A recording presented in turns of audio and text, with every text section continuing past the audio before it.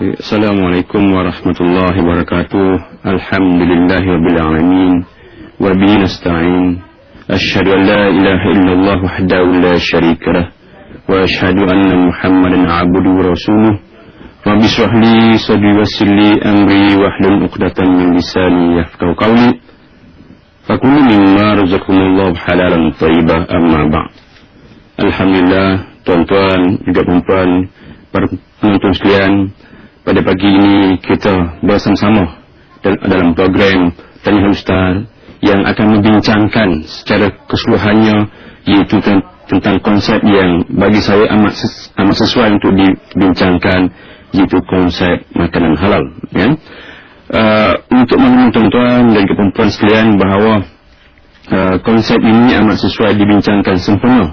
Pada hari ini telah masuk hari yang keempat kita berpuasa. InsyaAllah kita akan bersama-sama hingga ke masuk yang pada bulan Syawal nanti.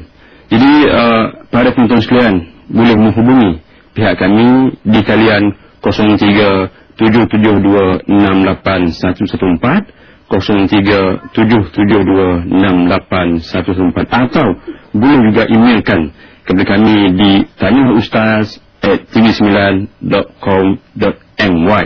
Ya, kepada para penonton yang menghubungi pihak kami atau emailkan kepada pihak kami akan diberikan hadiah sebuah buku untuk dimanfaatkan sempena dengan bulan Ramadan ini, yang akan dihadiahkan oleh PTS Publication and Distribution Sdn Bhd.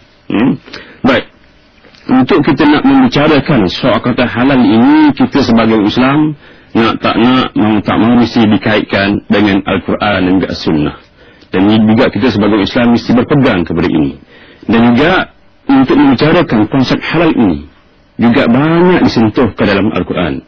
Dan juga Allah mulakan dengan konsep halalan thayyibah ini dalam surah Al-Baqarah ayat 168, iaitu a'udzubillahi minasyaitonir rajim, ya ayyuhan nasu kulu mimma fil ardi halalan thayyibah wala tattabi'u khutuwat syaitan innahu lakum aduwwun mubin.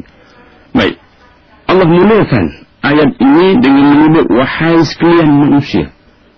Allah tak mulakan dengan wahai orang-orang yang beriman dulu, tapi Allah mulakan dengan wahai sekalian manusia. Bermakna bahawa setiap agama dalam dunia ni, kalau nak makan, makanlah yang halal lagi baik. Sebab Allah menyebutkan wahai sekalian manusia, makanlah dari apa-apa yang di bumi ini yang halal lagi baik. Ya, dan janganlah kamu ikut jejak langkah syaitan, kerana sesungguhnya syaitan itu ialah musuh kamu yang terang lagi nyata.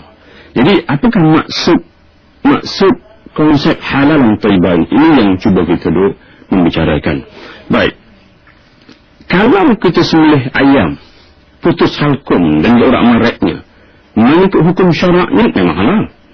Ya, tetapi sekiranya diletakkan di atas lantai yang boleh menyebabkan pencemaran bakteria, sama ada salmonella ke, sama ada coliform ke, sama ada E. coli ke. Apakah E. coli ni tuan-tuan? E. coli ni E-C-O-L-I, itu kena sebut betul-betul, iaitu najis yang ataupun kuman yang datang dari sumber najis, sama ada najis manusia ataupun najis haiwan. Sekiranya apa jua, sama ada ayam ke, kuih kari pap kuih bahulu ke, yang terkena dengan sumber-sumber ini, maka mengikut konsep halal dan thayyibah, kita tak boleh menyebut soal kata bahawa ayam itu boleh dianggap berasaskan, berlandaskan berkonsep halal dan thayyibah. Juga ini pun juga yang diamalkan oleh pihak JAKIM, nak memberikan sijil halal bukan satu perkara yang mudah. Ya, jadi kalau dia tidak mengikut aspek ini, tidak mengikut standard yang telah ditetapkan, kami pun tak juga boleh nak memberikan sijil halal kepada ayam yang sebegini. Baik, termasuk juga dalam hadis sunnah Rasulullah sallallahu alaihi wasallam juga menyebut tentang halal ini, yang biasa kita sebut soal hadis daripada Nu'man bin Bashir. Innal halal bayyin wa innal haram bayyin. Yang halal itu jelas, yang haram juga jelas. Halal is clear, haram is clear. But in between, tetapi di antara yang halal juga yang haram, itulah Adanya yang disebut sebagai umur mustabihat, perkara-perkara yang syubhah, yang was-was, yang confused, yang doubtful, yang mana bahawa kita tak tahu sama status dia halal ataupun haram. Yang inilah yang cukup merisaukan kita. Dan kes ni pernah berlaku juga. Yang mana bahawa pernah makan sosis. Saya tuan-tuan dan perempuan di rumah sana memang biasa makan sosis. Baik, kalau dulu disebut sebagai hot dog, sosis, sekarang disebut sebagai frankfurter lah. Baik, nak buat sosis ini, dia perlukan casing ataupun sarung. Sarung ini boleh dibuat dari dua sumber, sama ada haiwan ataupun tumbuhan. Harus diingat bahawa setiap apa jua yang kita makan dalam dunia ini datang dari dua sumber saja, sama ada haiwan ataupun tumbuhan. Kalau tumbuhan, alhamdulillah, ini ada halal selagi mana tidak mendatangkan kemudaratan, beracun ataupun sebagainya.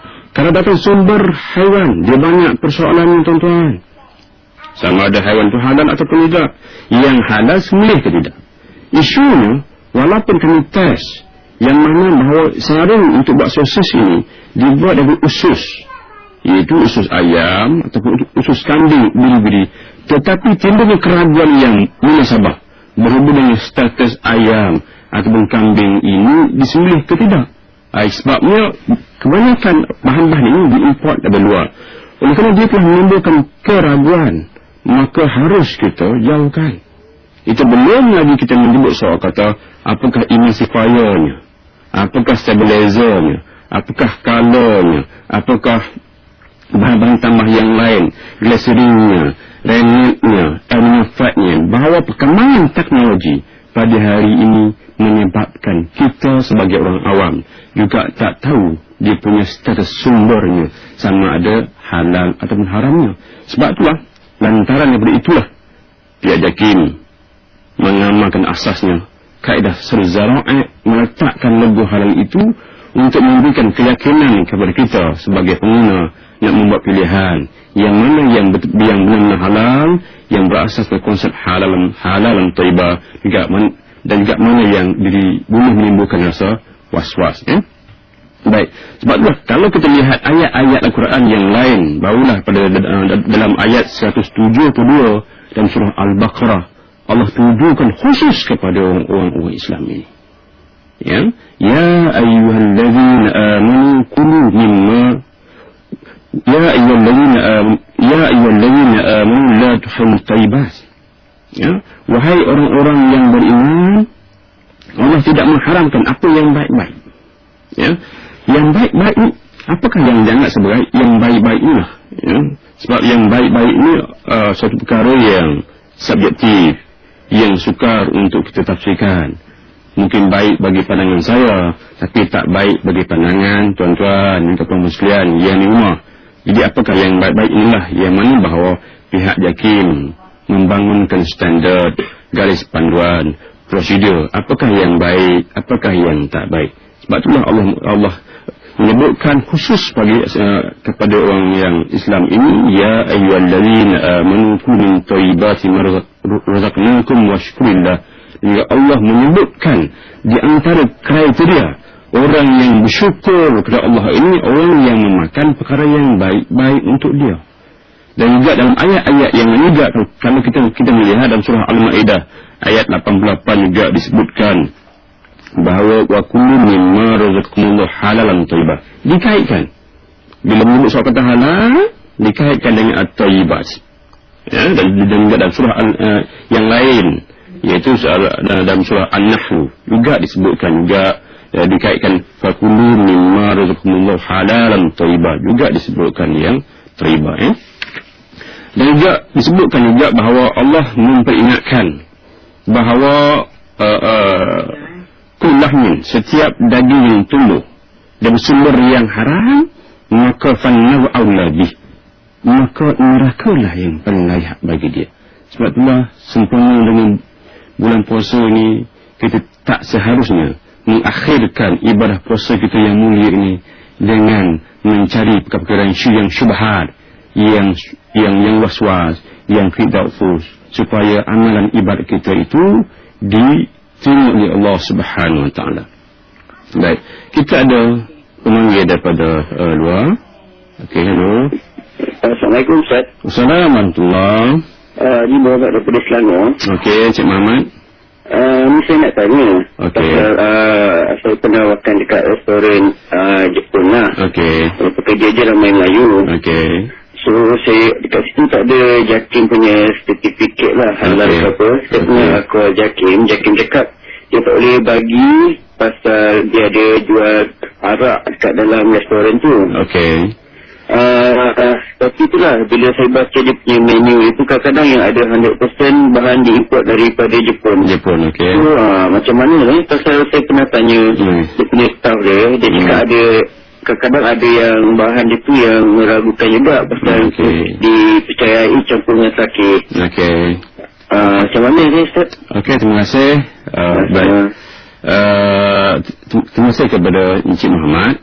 Baik, memang tidak dapat dinafikan bahawa makanan Jepun ni kebanyakan memang menggunakan sumber arak. Sama ada disebut sebagai wine, vinegar, sake, mirin dan juga sebagainya. Ya. Sebab tu jugalah Malaysia tidak ada import daging daripada Jepun. Sebab kalau kata tuan-tuan dan perempuan sekalian ataupun Encik Muhammad yang pernah pergi ke Jepun, kalau dengar sebut Kobe beef ataupun daging Kobe ini, daging Kobe ini cukup mahal, memang sedap. Tetapi proses nak buat daging Kobe ini bagaimana? Sebab lembu-lembu ini akan diberikan, yang pertamanya akan diberikan dengan minum arak, yang kedua diurutkan lembu itu, yang ketiga diperdengarkan dengan lagu-lagu yang sentimental, maka gemuklah lembu itu. Tapi ia diharamkan. Sebabnya adalah haiwan ini disebut sebagai haiwan ajallalah, iaitu haiwan yang halal yang diberikan dengan makanan yang sumber yang sebagian besarnya, majoritinya sumber yang najis, yang haram, maka hukumnya haram. Kita akan membicarakan suatu kata bab istihalah ni untuk sesi yang agak apa tu akan datang. Tapi memang kebanyakan restoran makanan Jepun memang dia akan perap dengan wine ataupun yang disebut sebagai alkohol. Apakah bezanya tuan-tuan? Arak dengan alkohol. Arak semestinya beralkohol, tetapi alkohol tidak semestinya arak. Baik. Arak ini yang disebut sebagai khamar ini adalah apabila kita rendam buah, apa buah lah, sama ada anggur ke, sama ada betik ke, sama ada air bali ya. Sebab bila kita rendam buah-buahan, kita campurkan dengan yeast, gula, bawang, asid sebagainya, berlakunya proses pemeraman, fermentasi proses ini. Bila berlakunya proses pemeraman, maka lahirlah alkohol. Sama ada etanol ke, propanol ke, metanol ke, ataupun UL yang lain, itu disebut sebagai alkohol. Baik, alkohol ini haram. Alkohol inilah yang letakkan dalam arak, mirin ke, sake ke, apapun, ini alkoholnya ataupun dia. Kemudian dibiarkan lagi menjadi cuka. Ya, cuka itu haram.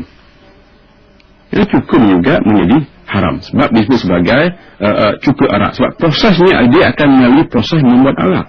Itulah yang mana bahawa apabila kita nak memberikan sejalan, maka pihak JAKIM juga akan memastikan bahawa bahan-bahan ini tidak dicampurkan dengan sumber-sumber yang berasaskan daripada sumber arak. Sebab itulah kami pihak JAKIM tidak memberikan sejalan kepada restoran yang ada juga menjual arak. Sebab prosedur persetujuan JAKIM menyebutkan bahawa dia mesti committed halal, dia mestilah halal sepenuhnya, yang halal yang langsung tak dijual, perkara-perkara yang tidak halal di situ. Terima kasih kepada Encik Muhammad tadi. Baik, tuan-tuan dan perempuan yang dirahmati Allah sekalian, kita akan berehat sementara. Kita akan berjumpa lagi selepas ini.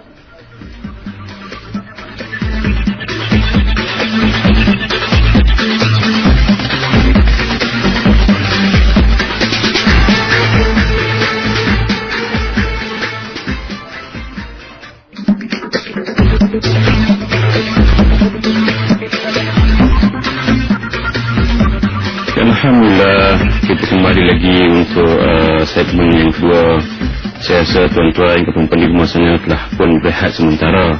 Tapi untuk bulan puasa ni berehat tak boleh makan dan tak boleh minum lah ya. Cuma berehat untuk sementara saja. Baik, kita akan sambung lagi.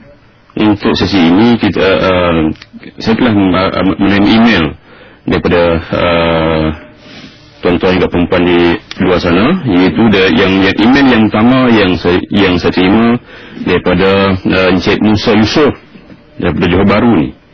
Assalamualaikum Ustaz. Waalaikumsalam.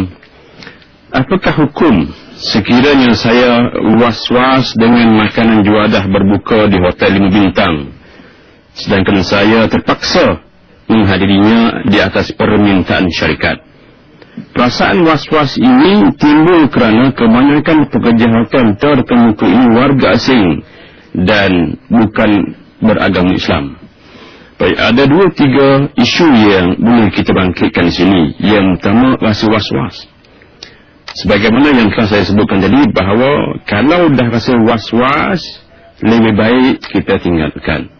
Sebab disebutkan inal halal bayyinun wa inal haram bayyinun wa bainahuma umur mustabihat. Perkara-perkara yang syubhah, perkara-perkara yang syubhah indah yang disebutkan Rasulullah menyambung lagi dengan ya la ya'lamuhunna katsirun minan nas.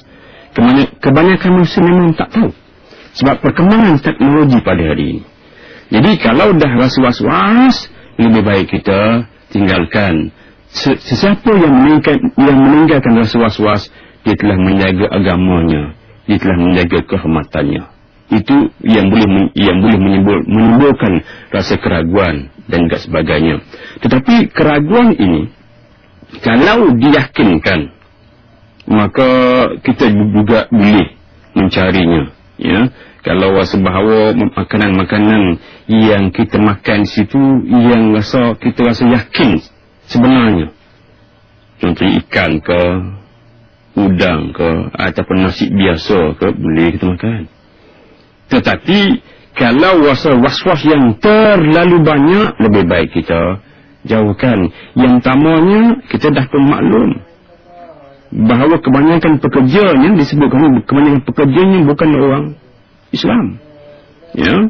Sebab kita dah secara asasnya, kalau masakan orang Islam ni lebih baik kita tinggalkan. Walaupun kebanyakan ulama mengatakan bahawa tidak semestinya orang bukan Islam yang masak menyebabkan masakan yang dimasak itu adalah haram. Tidak haram masakan itu, sekiranya dia tidak campurkan bahan-bahan yang haram. Cuma untuk menjaga kewarakan kita sebagai orang Islam, lebih-lebih lagi kalau pada bulan puasa, lebih baik kita tinggalkan.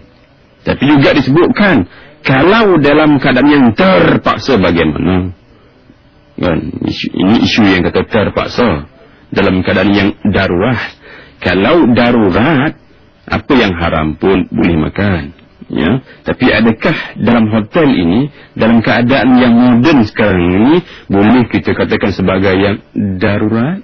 Nah, itu kena membezakan darurat bagaimana, yang keadaan terpaksa bagaimana, yang boleh dielakkan. Saya rasa dalam hal ini, orang yang bukan Islam pun perlu respect lah, perlu hormat lah. Bagi orang Islam, dia ada cara, dia ada tahap-tahap yang mana yang boleh kita ikut, yang mana yang tak boleh ikut.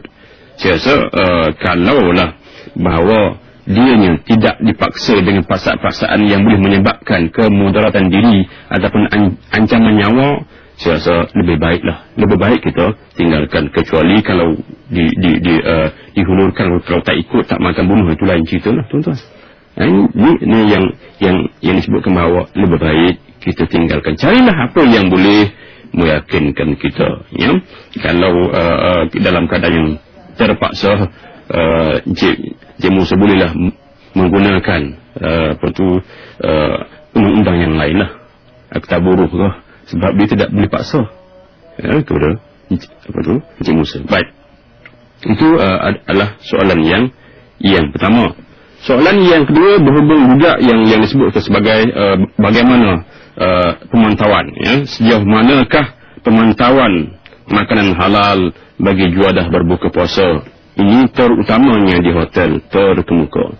Sebagaimana tuan-tuan dan perempuan maklum sekalian, semenjak pada 1 Ramadan pihak JAKIM memang telah membuat pelbagai pemantauan. Sama ada kepada yang hotel yang mendapat sedia halal ataupun hotel yang tidak mendapat sedia halal, tapi menggunakan perkataan buffet Ramadan. Ada juga yang menggunakan dapur Ramadan, sama je. Ya, buffet Ramadan ke dapur Ramadan ke, dia adalah istilah yang sama. Baik, mana-mana hotel yang menggunakan istilah ini ataupun yang dianggap sebagai perbahasaan halal, ya, maka pihak JAKIM akan membuat pemantauan. Ya, sebab mana-mana sedia halal yang pihak JAKIM keluarkan, ya, selepas mendapat sedia halal, maka pihak JAKIM akan membuat pemantauan juga. Sama ada siang atau malam, bukan setakat hotel saja, termasuk juga rumah sembelihan, permis makanan yang lain, restoran ataupun produk-produk halal yang lain juga kita akan buat pemantauan. Ya, sama ada di Lembah Kelang ataupun di Johor Bahru contohnya, akan ada juga daripada Jabatan Agama Islam Negeri Johor juga akan membuat pemantauan. Sekiranya hasil pemantauan ini dia pasti melanggar ataupun mencampurkan bahan-bahan yang tidak halal.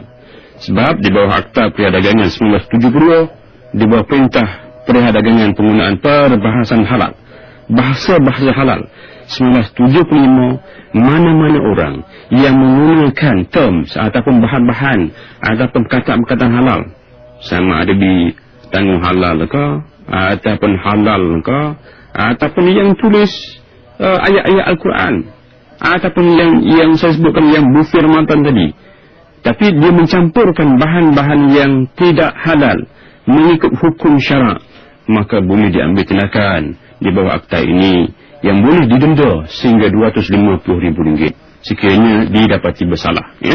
Jadi memang pihak JAKIM pergi membuat pemantauan hingga penguasaan. Jadi bagi pihak JAKIM, kita amat menggalakkan umat Islam, ya, saya dah menjadi satu kewajipan berdoain kepada tuan-tuan dan juga perempuan sekalian, kalau nak makan, menghabiskan puasa kita pada hari tersebut dengan perkara yang baik, dan juga carilah hotel yang telah mendapat sedia halal untuk memberikan keyakinan kepada diri kita ini, yang bermakna tak timbul lagi dah soalan-soalan yang rasa was-was dan juga sebagainya. Bukalah laman web JAKIM di www.halal.gov.my, ada senarai hotel, ataupun boleh juga lah buka laman web di mana-mana jua Jabatan Agama Islam Negeri, mereka juga ada senarai hotel yang telah diberikan sedia halal. Jadi terima kasih kepada Encik Musa Yusof. Kemudian kita pergi kepada soalan yang ketiga, iaitu daripada Cik Adni, ya, Cik Adni Megat Isa daripada Taman Syamlin ini. Assalamualaikum Ustaz. Waalaikumsalam warahmatullahi. Saya menerima banyak email tentang kebanyakan restoran makanan Jepun di negara ini tidak halal, dan logo halal yang dipaparkan adalah bukan daripada JAKIM. Boleh Ustaz jelaskan tentang ini? Baik, sebagaimana yang telah saya sebutkan, dan juga saya telah pun menjawab panggilan daripada Encik Muhammad tadi yang berhubung dengan makanan Jepun, ya. Cuma ada juga disentuh stok kata bahawa bukan logo halal daripada JAKIM, ya. Baik, memang tidak dapat dinafikan bahawa di Malaysia ini banyak logo-logo halal yang ada. Sebab di bawah akta tadi, di bawah Akta Perdagangan 1972, memang pun membenarkan mana-mana orang boleh menggunakan logo, boleh mengeluarkan logo halal, selagi mana bahan-bahan ataupun peralatan apa dua yang lain itu tidak bersentuhan dengan yang dianggap sebagai haram ataupun najis, ya? Jadi sebab itulah kita lihat pelbagai jenis logo halal, termasuk juga yang sering kita paparkan, ya, iaitu tentang logo halal swasta ini. Baik, di Malaysia hanya JAKIM dan juga JAIN, Jabatan Agama Islam Negeri saja, yang diiktiraf oleh pihak kerajaan, yang dibenarkan untuk mengeluarkan sijil dan juga logo halal. Bermakna selain daripada JAKIM dan juga JAIN ini, mana-mana individu ataupun syarikat tidak diiktiraf dia punya logo halalnya, ya. Jadi mereka ini boleh keluarkan juga, boleh keluarkan, tapi kena pastikan bahan-bahan itu adalah tidak halal ataupun di mana bahan-bahan itu mestilah bukan bahan-bahan yang diharamkan. Jadi kalau kata begitu, yang mana-mana penggunaan logo halal selain daripada logo halal yang dikeluarkan oleh pihak JAKIM, bermakna JAKIM tidak bertanggung jawab lah. Sebab kami tidak membuat pemantauan ke atas mana-mana logo halal yang dikeluarkan selain daripada logo halal yang dikeluarkan oleh pihak JAKIM. Tuan-tuan dan puan-puan mungkin dah maklum tentang kami punya logo halal itu yang bulat hitam tu. Itulah logo halal, satu-satu logo halal yang dikeluarkan oleh pihak JAKIM. Jadi kepada Cik Adni, kalau rasa nak dapatkan maklumat tentang mana restoran yang telah diberikan sejarah, boleh juga melayari laman web kami sebagaimana yang saya sebutkan, www.halal.gov.my. Okay, terima kasih kepada Cik Adni Megat Isa. Kemudian ada lagi iaitu soalan yang lain, iaitu berhubung dengan Ustaz, saya ada terbaca di surat khabar tentang kebanyakan restoran di salah sebuah pusat membeli belah terkemuka negara tidak mendapat sedia halal JAKIM. Dan kebanyakan restoran yang tersenarai itu sering saya kunjungi. Ya. Sejak itu fikiran saya tidak tenang. Apa yang harus saya lakukan? Adakah saya sudah termakan makanan tidak halal? Minta Ustaz jelaskan. Daripada Nur Fatin Imran, Setapak Pelumpur. Baik. Tidak semestinya yang JAKIM tidak memberikan sedia halal itu adalah haram. Saya tak mengatakan bahawa logo halal yang selain daripada logo halal yang dikeluarkan oleh pihak JAKIM itu adalah haram. Tapi pengalaman kami, pengalaman pihak JAKIM sendiri, kita mendapati ada juga kes-kes yang menyebabkan sumber ayamnya itu tidak halal. Sebagaimana yang pernah berlaku 2 minggu sebelum bulan puasa, yang mana sebuah restoran yang kami pergi membuat pemeriksaan, didapati bahawa ayam yang diambilnya daripada sumber yang tidak halal. Ya, itu yang pihak JAKIM mendapat aduan hingga pihak JAKIM pergi membuat pemeriksaan. Jadi kalau kata bahawa mana-mana juga restoran yang Nur Fatih Imran yang makan, saya nasihatkan kalau nak makan itu terpulanglah kepada pihak Nur Fatin, tapi kena rengan-renganlah mulut juga, bertanya jugalah ayamnya dari mana, kopinya dari mana dan juga sebagainya. Jadi kalau kata nak menghilangkan rasa was-was ataupun sebagainya, lebih baik tinggalkan. Habis cerita kan. Jadi lebih baik kita tinggalkan. Sebab apa dua yang boleh menyebabkan timbulnya keraguan ini, dia juga akan boleh menyebabkan kita tak tenang. Sebab apa jua yang kita makan akan membentuk tingkah laku manusia. Ya. Jadi terima kasih kepada Nur Fatih Imran daripada Setapak Pelumpur. Saya harap penjelasan yang saya berikan tadi telah jelas. Ya. Jadi kita akan berehat seketika dan juga kembali selepas ini.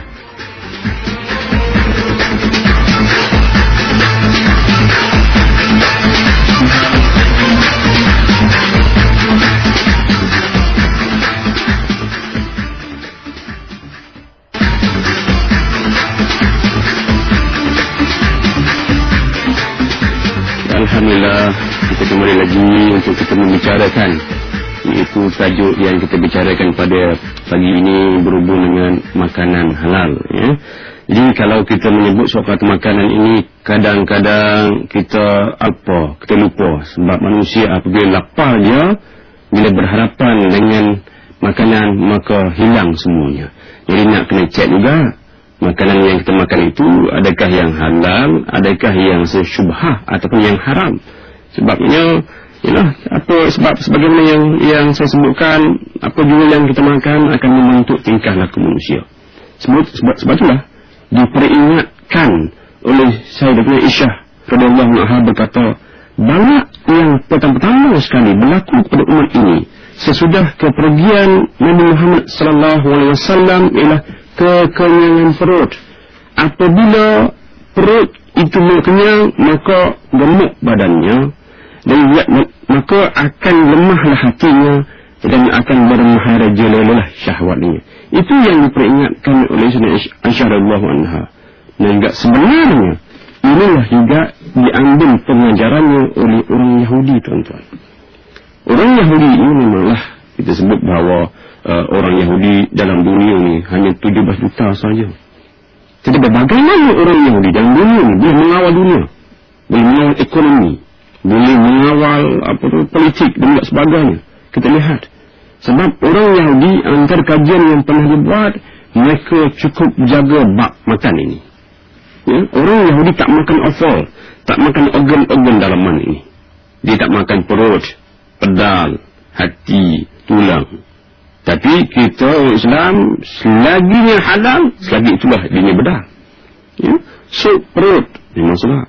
Sup tulang, sup gearbox, siap sedut lagi sup tulang. Termasuklah juga sup torpedo makan, tuan-tuan. Sedangkan tempat-tempat inilah banyaknya kuman, banyaknya toksik dan sebagainya yang boleh memudaratkan kita yang nak makan. Sebab itulah bila tak sampai umur 40 tahun, kena gaut. Sampai umur 50 tahun ada yang kena serangkai, 2 rangkai, 4 rangkai, berangkai, tuan-tuan dan puan-puan sekalian. Sebab berpuncanya daripada perut. Perut tempat yang bila perut kita punca segala penyakit, tuan-tuan. Inilah yang diambil oleh orang Yahudi sendiri, berbeza dengan kita. Baik, kita ada pemanggil. Okey. Hello. Assalamualaikum Ustaz. Waalaikumsalam warahmatullahi. Saya Mansur Topil Muhammad. Okey, Encik Mansur. Saya nak tanya satu soalan. Okey. Berkenaan dengan penggunaan telur. Okey. Telur ni kebanyakan peniaga-peniaga ni yang meniaga mi ke, roti canai, murtabak dan sebagainya. Okey. Kebanyakan saya dapati yang dilihat ni, mereka membeli telur daripada kedai, terus dipegang, diguna tanpa membasuh terlebih dahulu. Ya. Pada mana kadang-kadang kita lihat di kulit telur tu masih ada najis. Ya. Bila ada najis, bila memegang benda-benda lain, pegang telur, tentulah orang kata najis di telur tu terlekat di jari mereka kan. Kalau mereka memegang seperti cembung nak buat murtabak lah dan sebagainya. Jadi saya dapati banyak ni terutama sekali pada bulan Ramadan ni. Murtabak ya? Ya? Buat apa tu, murtabak lah. Murtabak ni dan sebagainya lah. Okey. Kan? Okey. Jadi banyak. Jadi benda najis ni. Jadi saya ingat tu macam mana keadaan dia. Okey. Setengah peniaga ni dia macam ada sedikit tak tahulah. Kadang-kadang mereka orang kata tak mau bagi duduk di sarang tu. Mereka ambil bubur di bakul. Padahal masih lagi tak basuh. Yang tu saya biasa tengok lah. Itulah pertanyaan saya. Terima kasih. Assalamualaikum warahmatullahi wabarakatuh. Terima kasih kepada Encik Mansur tadi ya. Baik. Berhubung dengan telur ni. Basuh ke tak basuh telur, itu isu dia. Baik, memang pun tidak dapat dinafikan bahawa antara kriteria yang diambil kira dalam faktor kebersihan. Sebab apabila kita menyebut soal kata halal ini, bukan hanya semata pork free atau free ataupun tak ada babi, tak ada arak, halal. Bukan. Halal itu bermakna termasuk yang berkualiti, suci, bersih, terjamin dan tidak sebagainya perkara yang baik yang lain. Sebab itulah dalam kriteria yang diambil kira oleh pihak JAKIM untuk memberikan sedia halal, termasuk juga apa dia pun yang nak memberi sedia halal, terutama di restoran yang menggunakan telur ataupun apa juga lah, macam kedai-kedai mamak contoh lah, kedai-kedai mamak sebagainya. Jadi kalau nak memberi sedia halal, mamak tu mesti basuh telurnya terlebih dahulu ya. Hanya telur kepada telur ayam. Jadi telur ayam itu mesti dibasuh terlebih dahulu. Sebab memang telur yang datang direct, yang datang terus daripada farm ataupun daripada ladang ini memang tak basuh. Jadi apabila tidak basuh, maka apabila kita pegang telur itu, berlaku pencemaran bakteria yang disebut sebagai E. coli tadi. Dan memang pernah kita test adanya E. coli. Sebab bila sentuh di makanan daripada telur, maka kena tangan dan juga kena kepada produk ataupun kena kepada bahan-bahan. Sebab itulah dalam konsep kebersihan ini, Islam memang telah memperingatkan, juga telah disebutkan an-nazafatu minal iman, kebersihan itu sebahagian daripada iman. Tapi yang kadang-kadang sedih juga kita sebagai orang Islam ini yang tak mengamalkan tahap kebersihan ini.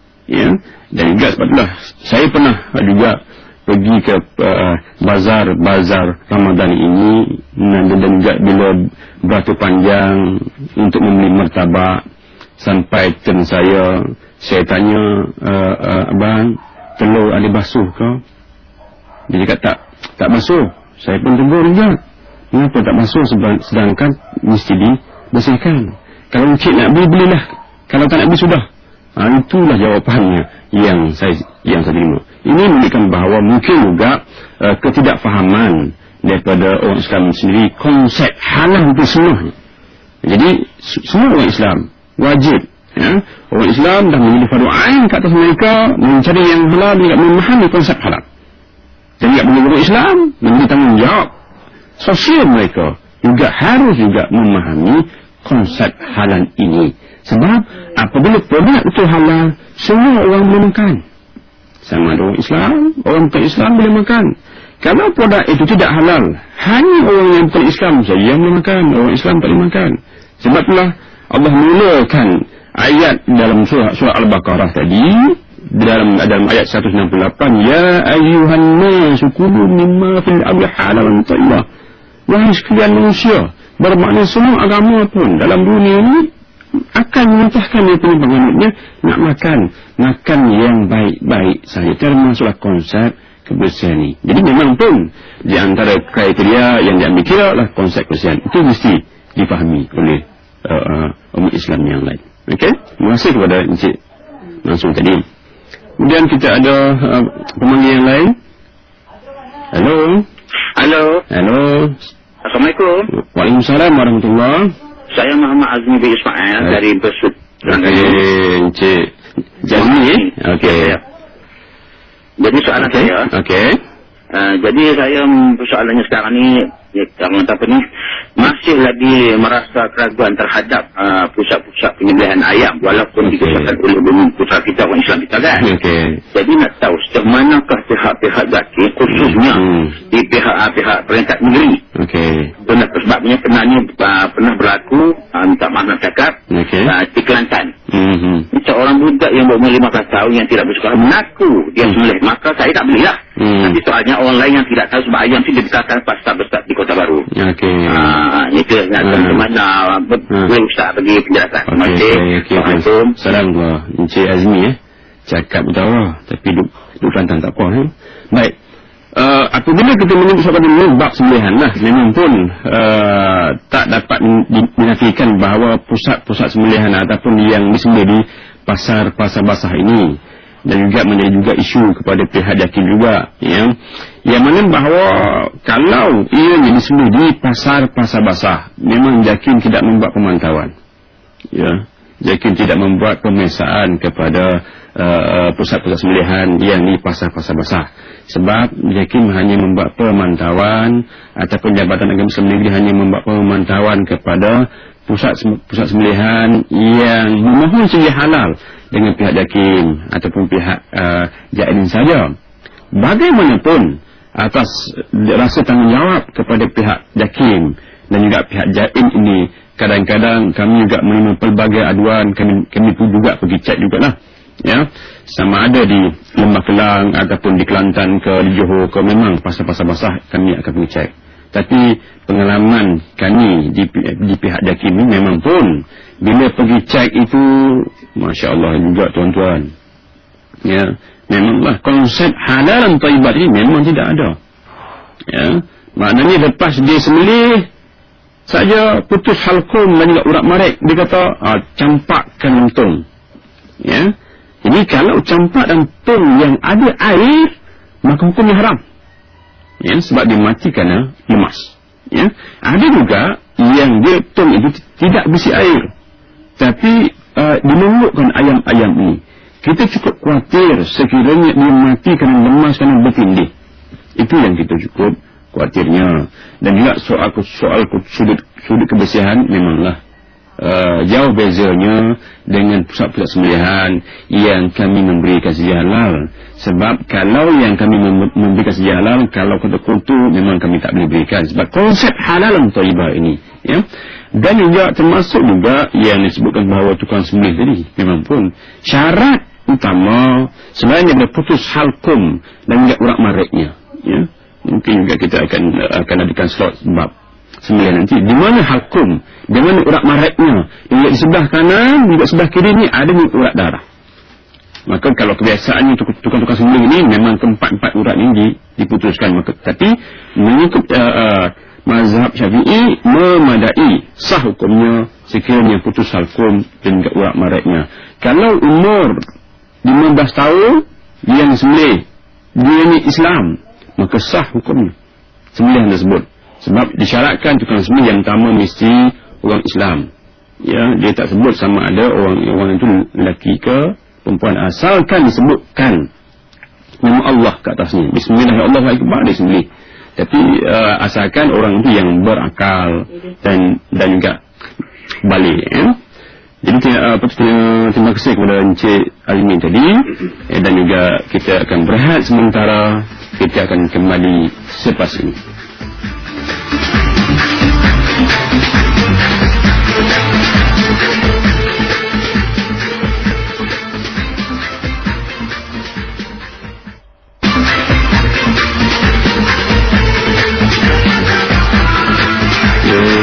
Alhamdulillah, kita kembali bersama dalam segmen yang khususnya yang kita membicarakan konsep makanan halal ini. Kita telah banyak juga kita telah bincangkan halal ini. Tapi yang sebelum kita mengakhiri segmen ini pada pagi ini juga saya nak highlightkan, saya nak sentuh juga apakah makna halal itu sendiri sebenarnya. Halal itu apa? Ya, adakah makanan yang ada dalam bumi ini banyak yang haram ke banyak yang halal? Sebenarnya banyak yang halal. Allah ciptakan dalam bumi ini banyak yang halal. Sebab itulah juga disebutkan oleh Dr. Yusuf Al-Qadawi dalam kitabnya Halal wa Haram fi Islam. Halal juga haram di Islam ini dalam ada 11 prinsip. Prinsip yang pertama sekali disebutkan bahawa dalam dunia banyak yang halal, yang haram sedikit je. Sekiranya kita telah mengetahui apakah yang haramnya, insya-Allah kita akan tahulah apa yang halal yang lain. Sebab itulah halal itu maksudnya lah semuanya halal kecuali yang pertama tidak mengandungi apa jua bahan-bahan sumber haiwan yang tidak halal. Apakah sumber haiwan yang tidak halal? Bagi orang Islam dia dah tahulah. Yang pertama soal kata berbau dengan najis mughalazah ni, anjing dan juga babi ni. Bagi Islam sebut saya soal kata babi memang haram lah, kecuali barbecue, ya. Dan juga orang Islam kuat iman dia ketika tamadhi ni dia gulurnya daging babi, maka haram dia kata, walaupun dia tengah minum arak sekalipun. Sebab mereka beranggapan yang haram hanyalah babi saja, ya. Dan juga orang yang tengah hisap dadah pun lalu seekor anak babi yang comel contohnya melompat dia walaupun dia tengah hisap dadah sekalipun, sebab dia babi memang haram. Itu kita telah sebutkan bahawa babi memang haram. Tapi harus diingat tuan-tuan bahawa pada hari ini kita memang tak makan babi yang fresh. Babi yang fresh itu, tapi yang cukup merisaukan ialah kita akan makan yang terbitannya dari itu. Sebagaimana yang saya sebutkan, so kata gelatinnya apa, renetnya apa, emulsifiernya apa, stabilizernya apa, itu yang cukup kita risaukan, ya. Dan juga kes ini pernah berlaku dulu, ya, pernah berlaku pada tahun 2004 kalau tak silap saya, kes bayam dan kes batik ini. Apakah bayam? Mungkin tuan-tuan beranggapan bahawa bayam itulah adalah sejenis sayur. Apakah batik? Biasanya orang sebut sebagai kain batik, Tapi bayam tu orang sok khabar kata bahawa lah babi campur ayam, batiklah babi campur itu yang pernah berlaku dulu. Yang mana bahawa dalam kurun yang sama, dalam cina yang sama berlakunya. Juga kami pernah juga membuat operasi sebagainya, ya, ada dalam satu di ais, ya, adanya 3 lapis, yang bawah sekali diletakkan fishball, yang tengahnya diletakkan fish cake, yang atasnya itu diberikan penghormatan kepada pork ball, iaitu berbola daging. Bermakna semua air di atas itu akan turun. Berlakunya percampuran, maka semua juga akan jadi haramnya, ya. Ataupun hewan yang halal tapi tak disembelih, menurut hukum syarak, dan juga tidak disebutkan nama Allah ke atasnya. Ketika sembelihan itu berlaku, maka juga dianggap sebagai bangkai. Hurimas alaikum maitah, diharamkan ke atas kamu bangkai, wadamu dan juga darah, wahamu khinzir dan juga daging babi, dan juga wama uhilla liwaillahi bi, apa yang disembelih yang tidak menyebut dengan nama Allah. Ini yang dalam surah Al-Ma'idah ayat 3 dijelaskan konsep bangkai ini. Itu yang pertama. Baik, yang kedua ialah apa yang dianggap sebagai najis. Yang najis ini termasuklah najis mughallaza, najis mutawassita, najis mukhaffafah. Termasuk juga sebarang jenis cecair yang keluar daripada rongga manusia ataupun haiwan. Sama ada muntah, darah, nanah, sperma ataupun ovum. Contohnya sperma lembu campur dengan ovum babi, dia akan jadi lembu ke apa, itu haram. Ya. Kalau yang halal dengan yang halal tak apa. Contohnya sperma lembu campur dengan ovum kambing, dia akan jadi lembing ke apa, itu halal tak apa. Sebab perkembangan baru teknologi DNA ini boleh dibuat. Macam kata seladang campur dengan selembu, dia akan jadi campur dengan lembu. Apa yang kata selembu, ya, boleh buat. Ya. Dan juga sebarang jenis cecair yang lain, sama ada darah. Contohnya darah yang pernah berlaku blood plasma dalam fishball. Sebab itulah disebutkan bahawa fishball yang baik, apabila kita baling ke dalam mesin mantul balik, apa sebab mantul?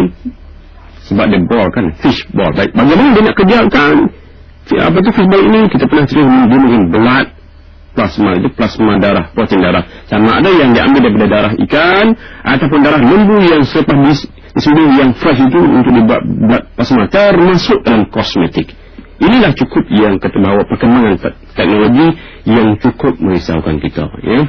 Jadi ya, kita akan juga membicarakan makanan halal ini pada esok pagi pada waktu yang sama. Ya, InsyaAllah kita akan sama lagi lah perbincangan kita dalam makanan halal ini. Jadi saya akhirkan dengan tazkirah kita pada pagi ini dengan bacaan doa. Ya. A'udzubillahi minasyaitonir rajim. Bismillahirrahmanirrahim. Alhamdulillahirabbil alamin. Hamdan yuwafi ni'amahu wa yukafi mazidah. Ya rabbana lakal hamdu kama yanbaghi li jalali wajhikal karim ya azza sultanik. Allahumma salli ala sayyidina Muhammad tibbil qulubi wa dawaiha wa 'afiyat abdan wa shifaiha wa nuri absariha wa ala alihi wa sahbihi wa sallam. Allahumma inna nas'aluka ridhaka wal jannah wa na'udzu bika min sakhatika wan nar. اللهم انك عفو كريم تحب العفو فاعف عنا والوالدين وجميع المسلمين والمسلمات والمؤمنين والمؤمنات احياء منهم واموات. اللهم انا نسالك السلامه في الدين وعافيه في الجسد وزياده في العلم وبركه في الرزق وتوبه عن كرب الموت ورحمه من الموت.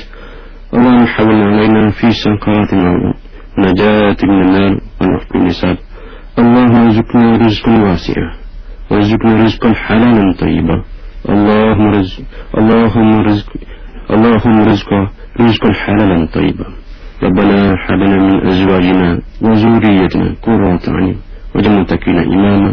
ربنا لا تزغ قلوبنا بعد إذ هديتنا وهب لنا من لدنك انك انت الوهاب.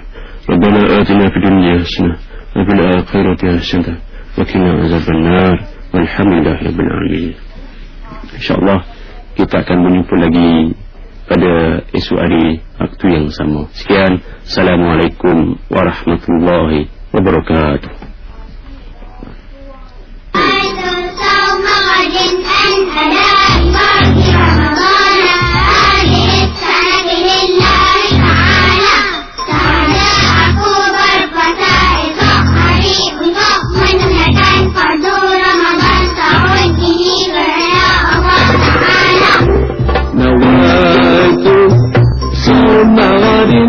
أداء فرض رمضان هذه السنة لله تعالى. نويت صوم غد عن أداء فرض رمضان هذه السنة لله تعالى. سأجاء وسأسهل أن تؤمن لك فرض رمضان.